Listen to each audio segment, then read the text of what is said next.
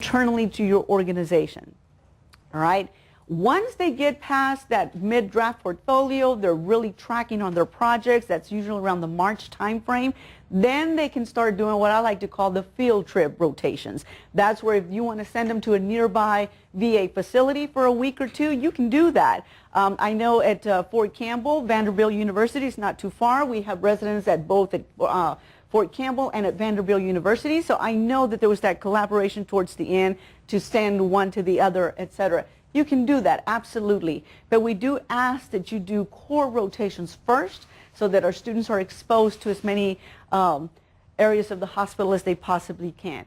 We encourage our students to go in and see a surgery take place. We want them to go to the nutrition services and see what it's like behind the screen, if you will, so they get exposed to all that happens on there.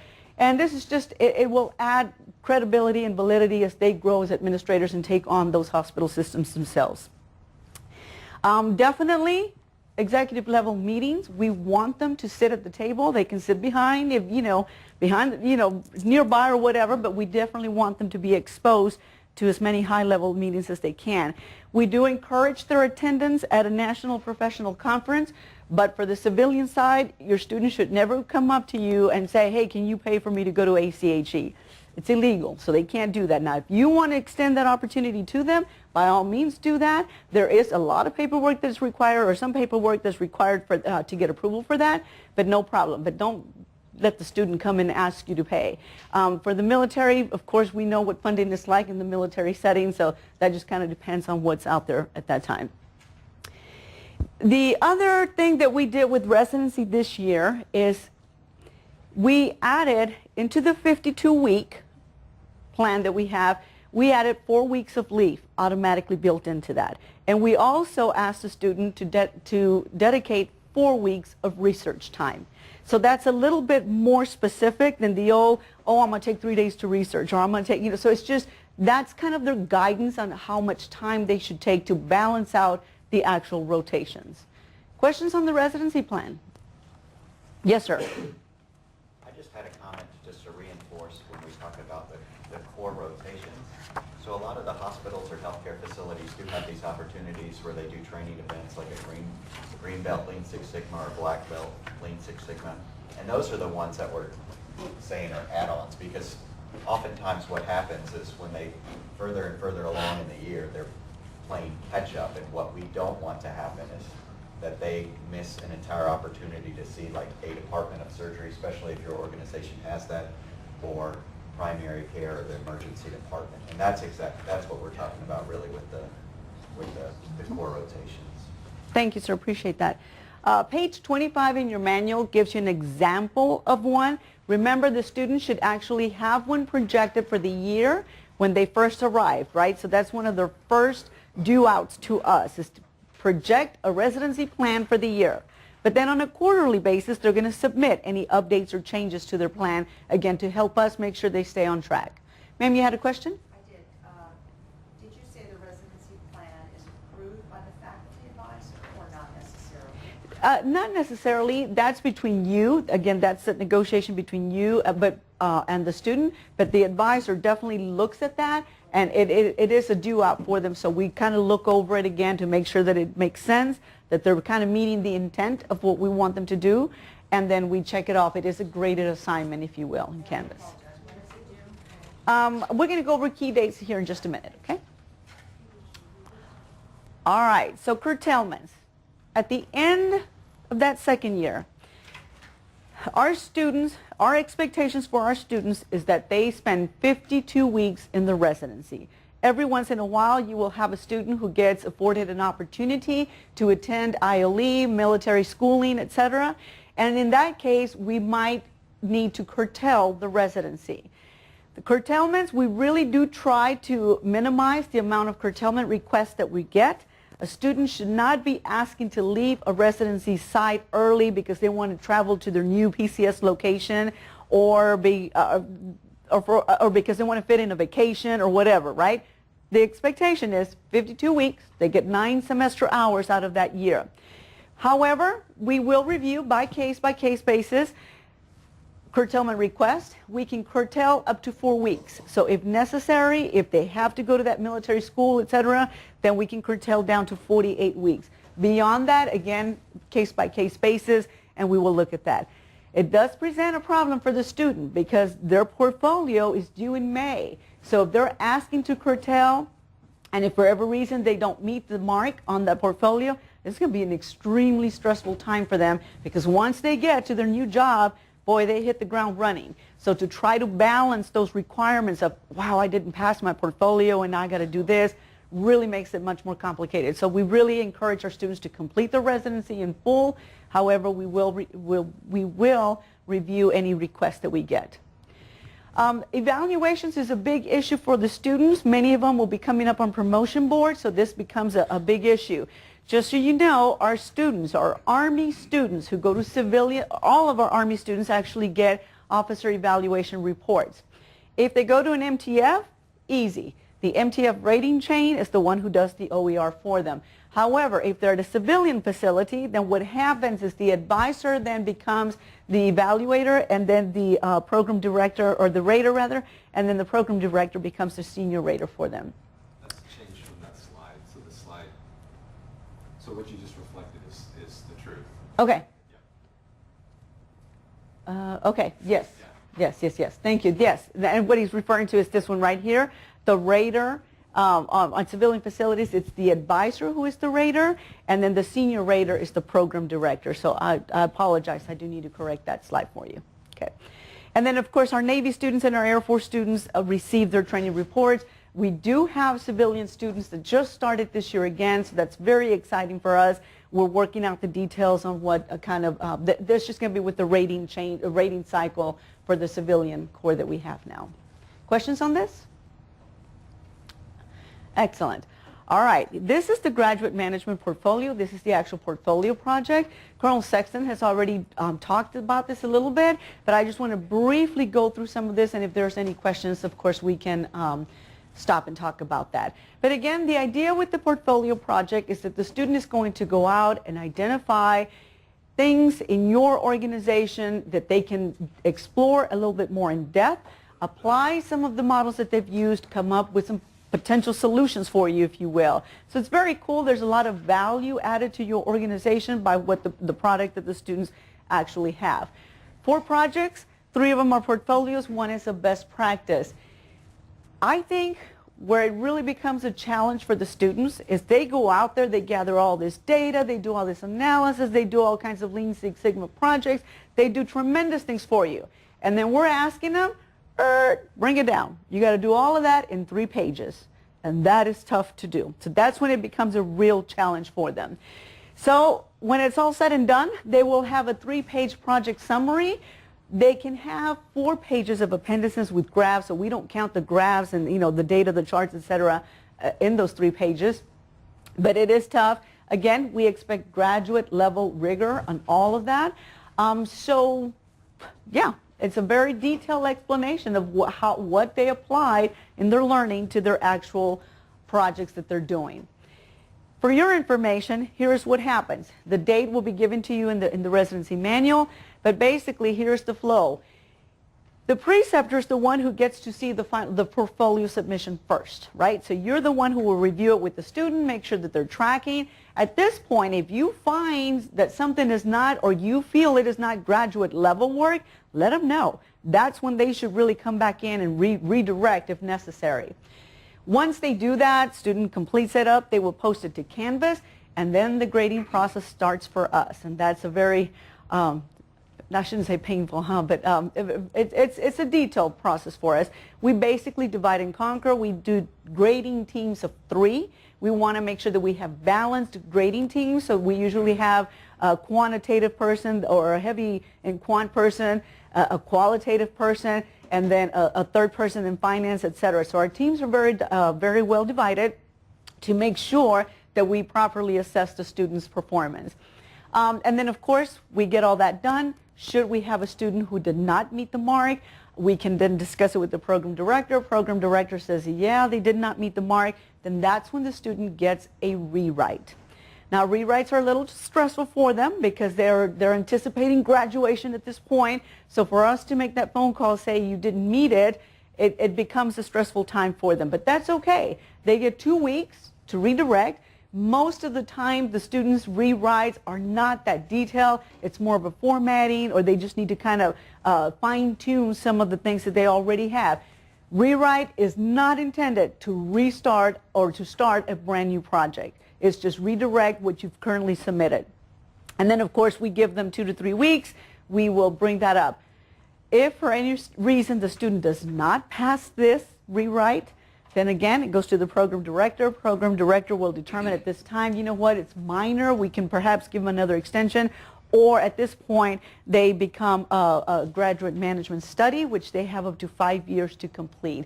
But they don't graduate in August. And so that it's again challenging because they, at this point, at the end of the 2 year, they're going back to their day-to-day job. Here's an example of some of the projects that the students have actually done or most frequently do, right? That does not mean that this is all inclusive. There's all types of different projects out there. But these are the most common ones that allow the students to demonstrate what they've learned and actually apply into it. They are very, very good projects that we get. Business case analysis. We quite often have students who evaluate for you the feasibility of maybe opening up an urgent care or setting up a PT program nearby, whatever the situation may be. There's a lot of great opportunities for your organization to leverage what the student has actually submitted for you. So a lot of good stuff. The next few slides, don't let them scare you. I'm not even going to go real deep in depth into them because all of this is actually in the residency manual. But what I want you to see, more or less, is we tell the student exactly what they need to do. It's all in the manual. We give them detailed guidance, how many lines, how many spaces, how many pages, exactly how to formulate the problem statement, how to come up with a purpose statement. We have them practice this throughout the year, how to come up with the purpose statement.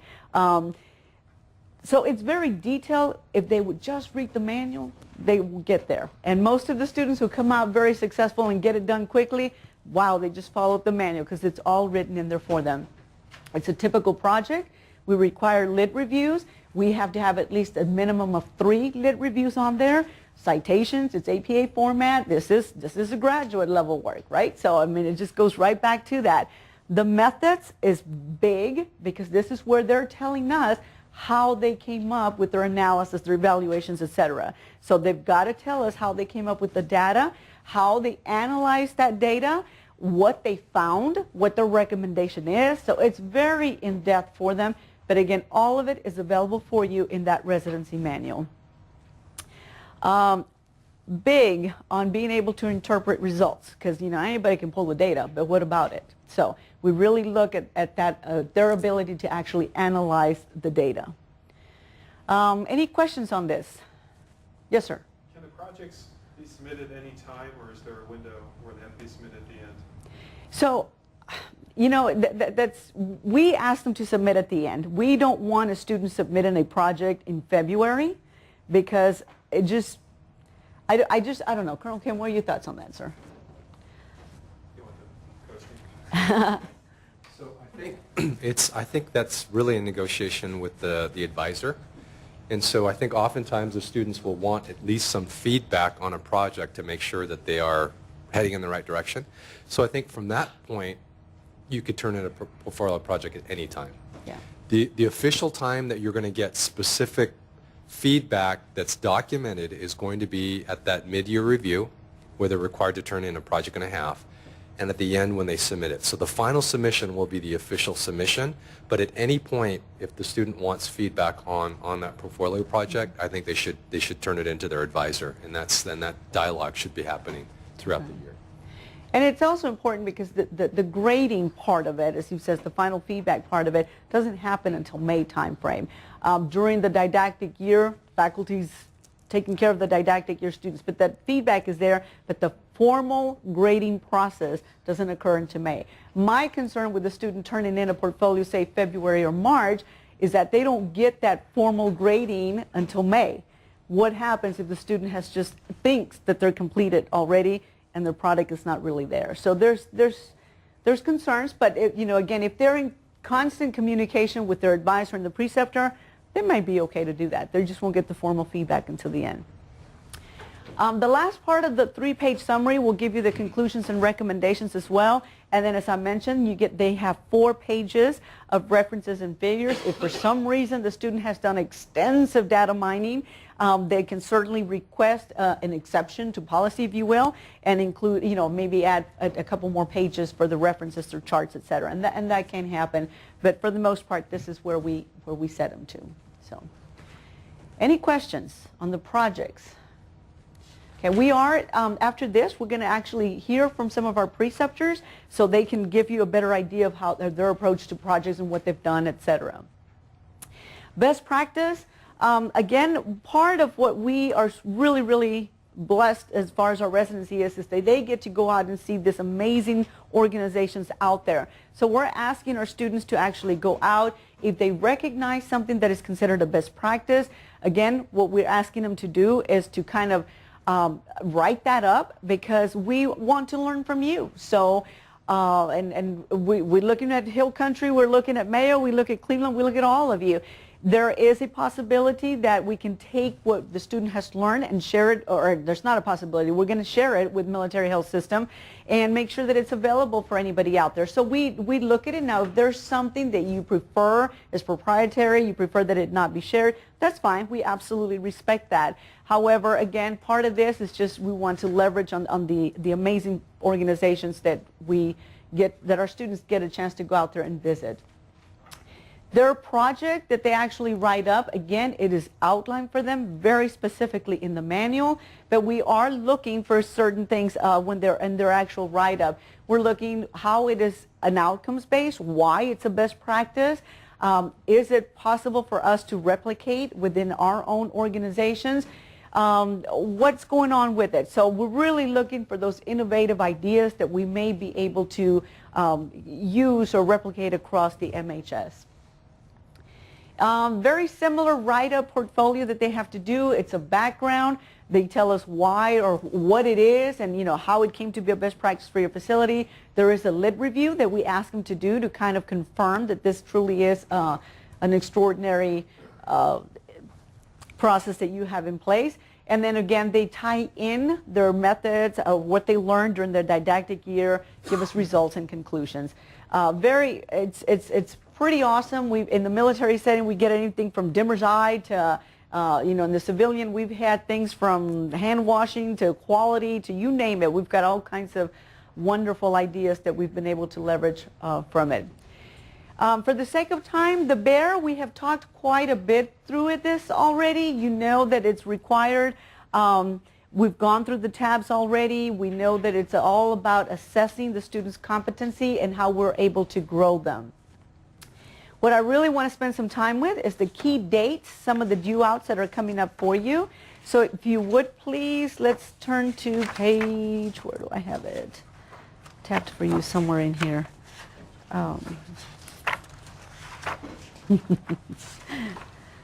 Oh, help me. Anybody find it? Key dates. Page 11. Thank you, sir. Page 11. You'd think I'd have this already memorized, right? All right. Page 11 will give you the key dates that for you as well as for your students. So one of the first things that we did this year, or one of the new things that we did this year, is we actually added an online discussion section for the students. So on a monthly basis, this is an opportunity for the students to share across the residency size great ideas and how to make the most out of the residency. So every month the student will have a discussion question. It's a typical online thing. They will have to post by a certain date, and that is by the 15th of the month. They will have to post a simple 200-word, this is what's going on, or this is what we're doing here. And in addition, they need to reply to post to two of their colleagues. Again, part of this came about from the student feedback that some students ended up in California or Washington, and not that they feel alone, but that they have limited access to the other students. So we want to make sure that we help our students grow and stay connected, if you will. The questions are going to be super easy. It's much more of a tell us on your personal experience rather than what theory or et cetera. So it's more an opportunity for the residents to stay connected with each other from the class. It's challenging because they're so connected in the classroom. They're literally sitting right next to each other. Then all of a sudden we send them out and we spread them across the world. So it can get overwhelming for some students, but we want to continue and have them stay connected. On the 18th of August, that is when their first residency plan, what they plan to do throughout the year, as well. Oh, and their final didactic year bear. We give the students some time to kind of finish up processing how their didactic year was. So that comes up on the 18th of August. And then the quarterly reports begin in October, January, April, and July. That is the bear, the quarterly updated bear, as well as the updated residency plan. Again, it goes through and it provides for you all of the dates that we have. For your students, the class coming out 20 July is when we need your certifying statement saying that the students actually met their criteria. One of the things that we've asked our students to do this year that is not on this is we're asking them to provide some weekly communication for the preceptor and for the advisor. So if you would look at page 57, that's enclosure J of your manual, we're asking the students to actually keep track of what they're doing. So their job is to, on a weekly basis, email you or somehow communicate to you what their week was like, what they did. So this will just kind of give you, it's a short, sweet, this is where I visited, this is what I saw. The most important part, though, is a little bit of reflection. So we want to push them towards that higher order thinking skill. Okay, you went to the OR setting and you saw this. Now what? Or so what? So we want to encourage them to start thinking of what else, not just I saw, but what else. Part of this is, again, we recognize that you're very busy. You may not always have the time to meet with them, but it's important for you to kind of keep track of what they're doing. And equally important is for the advisors to understand what their students are actually experiencing. So this is not intended to be a, oh my gosh, I got another email from my student or whatever. It's intended to increase the communication. If you prefer your student to do something slightly different, that's fine. This is just an example of what we recommend. One of our students was actually doing this. The preceptor thought it was a great way to communicate. So we're just sharing that. If you prefer something else, fine. But whatever you come up with, it needs to be shared between the advisor and with you. Any questions on that? All right. These are just examples of the certification manuals. We do want to stress that we do have quite a few residency awards. We've got a Boone Powell Award every year. We recognize the student for their excellence in the research that they have done based off of the portfolio. So what happens with this is the staff, the faculty, has already identified the top portfolios that they graded. I kind of gather all of those and provide them to the staff votes, and we end up awarding the Boone Powell Award for student research. We also have the Dean Tolan Award. That is actually for the Preceptor of the Year. So your students can nominate you for a Preceptor of the Year. I love it. I've gotten 6 so far nominations this year, so that's very cool. And then we have the Colonel Richard Harder Award. That is for the outstanding best practice. So again, we're looking for what the practice actually was and how they wrote it up and how they were able to compile the analysis, supporting documentation, etc. And in similar way, the staff identifies based on the portfolio, and then we vote on the top awards. And then we notify you, notify the students, etc. This is just a quick list for you. You can always come back and look at this. Just to kind of, this is probably the most frequently used pages in the residency manual. Army-Baylor POCs, I mentioned earlier, we're here to help you. If for any reason you're not able to get a hold of your particular advisor or you need help in a specific area for a project, reach out to any of our advisors. We're more than happy to help in any way we can. Lots and lots of enclosures that we have for you with examples. I'm here to help you. You have my cell phone number. You have my email. Please do not hesitate to call me and let me know how I can be of assistance to you. Whew, made it to the end. Any questions for me? Emily, I know I went kind of fast on that portfolio guidance, but anything that you need, just let us know, okay? Anything else? Yes, sir. On the weekly Yes, sir. You mentioned that they need to be shared with the faculty advisor. Yes, please. Is that from the preceptor? Or No, from the student. No, this is not work on the preceptor. This is work on the student, okay? We just want to make sure that they have there. Any other questions?